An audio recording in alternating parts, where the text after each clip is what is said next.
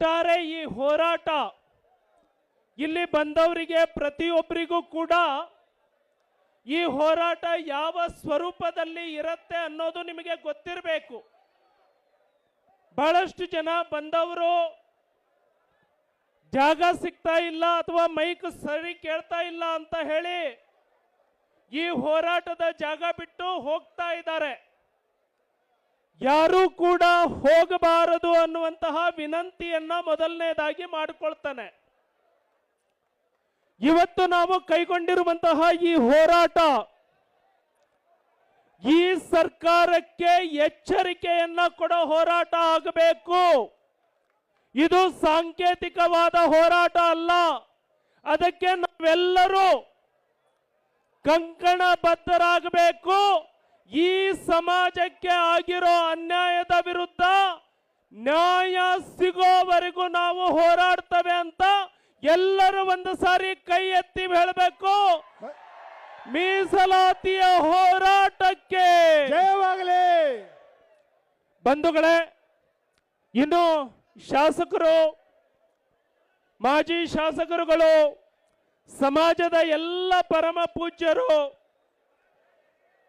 ಬೋವಿ ಕೊರಚ ಕೊರಮ ಸಮಾಜದ ಎಲ್ಲ ಮುಖಂಡರು, ಬಂಜಾರ ಸಮಾಜದ ಎಲ್ಲ ರಕ್ತ ಬಾಂಧವರು ನಾವಿವತ್ತು ಸೇರಿದ್ದೇವೆ ಹೋರಾಟದಲ್ಲಿ.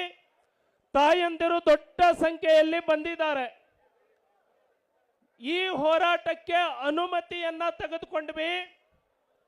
ಮೊನ್ನೆಯ ದಿನ ಅಧಿಕೃತವಾಗಿ 3 ಈ ರಾಜ್ಯದ ಮುಖಂಡರುಗಳಿಗೆ ನಾವು ಪತ್ರವನ್ನ ಬರೆದಿದ್ದೇವೆ.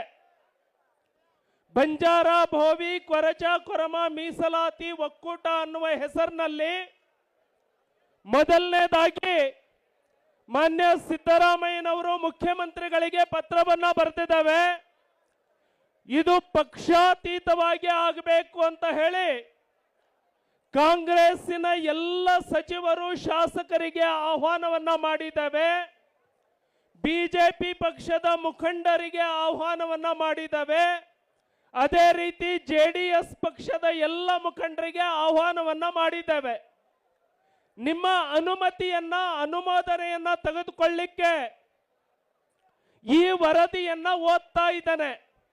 ಈ ವರದಿ ನಾವು ಕೊಟ್ಟಿದ್ದು ಸರಿ ಇದ್ದರೆ ನೀವು ಇದಕ್ಕೆ ಅನುಮೋದನೆಯನ್ನ ಕೊಡಬೇಕು ಅಂತ ಹೇಳಿ ವಿನಂತಿ ಮಾಡ್ತಾ ಮೊದಲನೇ ಪತ್ರವನ್ನ ನಾನು ಓದ್ತಾ ಇರೋದು ಮಾನ್ಯ ಮುಖ್ಯಮಂತ್ರಿಗಳಿಗೆ ಬರೆದಿರುವಂತಹ ಪತ್ರ.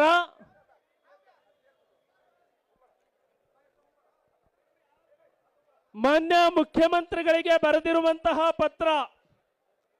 ಮಾನ್ಯ ಮುಖ್ಯಮಂತ್ರಿಗಳು, ಕರ್ನಾಟಕ ಸರ್ಕಾರ, ವಿಧಾನಸೌಧ ಬೆಂಗಳೂರು. ಮಾನ್ಯರೇ, ಅಸಂವಿಧಾನಿಕ ಒಳ ಮೀಸಲಾತಿ ಹಂಚಿಕೆಯನ್ನು ವಿರೋಧಿಸಿ, ಯಾಕೆ ಅಂದ್ರೆ ನೀವೆಲ್ಲರೂ ಅನುಮೋದನೆಯನ್ನ ಕೊಡಬೇಕಿದಕ್ಕೆ.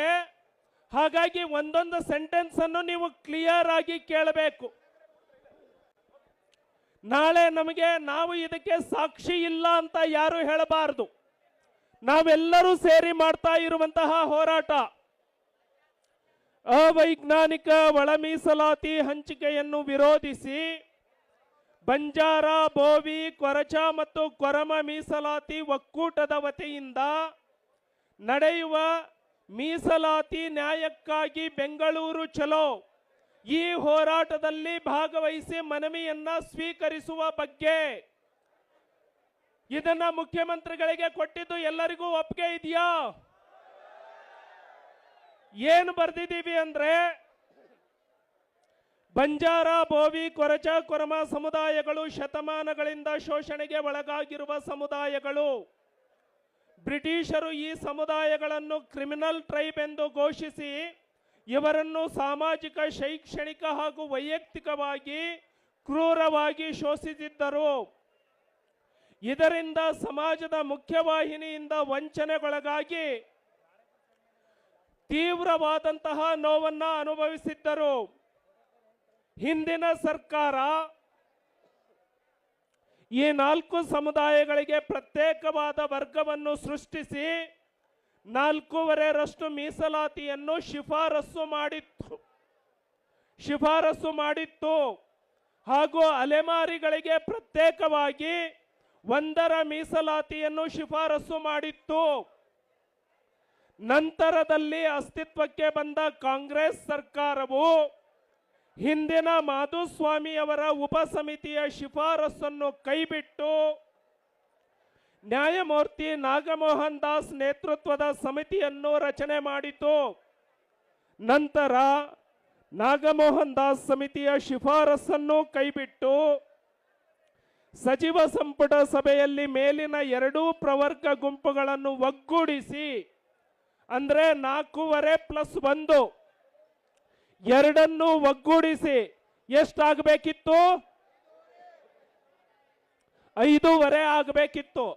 ಆದರೆ ಕೇವಲ 5ರಷ್ಟು ಮಾತ್ರ ಮೀಸಲಾತಿಯನ್ನು ಒದಗಿಸಿರುವುದು 4 ಸಮುದಾಯಕ್ಕೆ ಮಾಡಿರುವ ಘೋರ ಅನ್ಯಾಯವಾಗಿದೆ. ಇದನ್ನ ಒಪ್ತೀರಾ? ನಾವು 5 ಮೀಸಲಾತಿಯನ್ನು ಒಪ್ಪೋದಕ್ಕೆ ಸಾಧ್ಯ ಇದೆಯಾ? ಇದರ ವಿರುದ್ಧ ನಾವು ಹೋರಾಟ ಮಾಡಲೇಬೇಕು ಅಲ್ವಾ? ಮಾಡಲೇಬೇಕು. ಹಾಗಾಗಿ ನಮ್ಮ ಬೇಡಿಕೆ ಏನು ಅಂದ್ರೆ,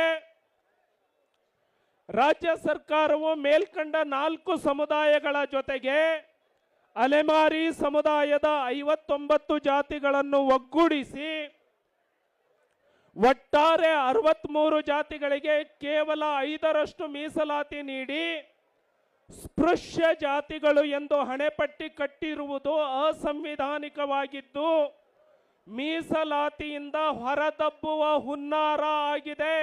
ಇದನ್ನ ವಿರೋಧಿಸಬೇಕು, ವಿರೋಧ ಮಾಡಬಾರ್ದು? ವಿರೋಧಿಸಬೇಕು. ಅದಕ್ಕಾಗಿ ಈ ಕಾಂಗ್ರೆಸ್ ಸರ್ಕಾರ ಕೈಗೊಂಡಿರುವ ನಿರ್ಣಯವನ್ನ ಬಂಜಾರ, ಭೋವಿ, ಕೊರಚ, ಕೊರಮ ಮತ್ತು ಅಲೆಮಾರಿ ಸಮುದಾಯಗಳಿಗೆ ಬಗೆದಿರುವ ತೀವ್ರವಾದ ದ್ರೋಹ ಎಂದು ಭಾವಿಸುತ್ತಾ ಈ ಸರ್ಕಾರ ಕೂಡಲೇ ತೀರ್ಮಾನವನ್ನ ಹಿಂಪಡೆಯಬೇಕೆಂದು ನಾವು ಒತ್ತಾಯಿಸುತ್ತೇವೆ. ಎಲ್ಲರೂ ಕೈ ಎತ್ತಿ ಇದಕ್ಕೆ ಅನುಮೋದನೆಯನ್ನ ಕೊಡಬೇಕು. ಅದಕ್ಕಾಗಿ ಮಾನ್ಯ ಮುಖ್ಯಮಂತ್ರಿಗಳಾದ ತಾವುಗಳು ಈ ಸಭೆಗೆ ಆಗಮಿಸಿ ನಮ್ಮ ಮನವಿಯನ್ನು ಸ್ವೀಕರಿಸಿ ಕೈಗೊಂಡಿರುವ ನಿರ್ಣಯವನ್ನು ಹಿಂಪಡೆಯುವುದಾಗಿ ಘೋಷಿಸಬೇಕೆಂದು ತಮ್ಮಲ್ಲಿ ವಿನಂತಿಸುತ್ತೇವೆ. ನಾವು ಪಕ್ಷಾತೀತವಾಗಿ ಕೈಗೊಂಡಿರುವ ಈ ಹೋರಾಟದಲ್ಲಿ ನಿಮ್ಮ ಪಕ್ಷದ ಎಲ್ಲ ಸಚಿವರು, ಎಲ್ಲ ಶಾಸಕರು ಭಾಗವಹಿಸಿ ಬೆಂಬಲವನ್ನು ಸೂಚಿಸುವಂತೆ ನಿರ್ದೇಶನ ನೀಡಬೇಕೆಂದು ನಿಮ್ಮಲ್ಲಿ ವಿನಂತಿಸುತ್ತೇವೆ. ಅದೇ ರೀತಿ ಬಿಜೆಪಿ ಪಕ್ಷಕ್ಕೂ ಪತ್ರವನ್ನ ಬರೆದಿದ್ದೇವೆ, ಜೆಡಿಎಸ್ ಪಕ್ಷಕ್ಕೂ ಪತ್ರವನ್ನ ಬರೆದಿದ್ದೇವೆ. ತಾವು ಬರಬೇಕು, ಈ ಹೋರಾಟಕ್ಕೆ ಬೆಂಬಲವನ್ನ ಕೊಡಬೇಕು. ನಾವು ನ್ಯಾಯ ಪಡೆಯೋವರೆಗೆ ಇಲ್ಲಿಂದ ಕದಲೋದಿಲ್ಲ ಅನ್ನೋ ಘೋಷಣೆಯನ್ನ ನಾವು ಮಾಡ್ತಾ ಇದ್ದೇವೆ. ರೆಡಿ ಇದ್ದಾರಾ?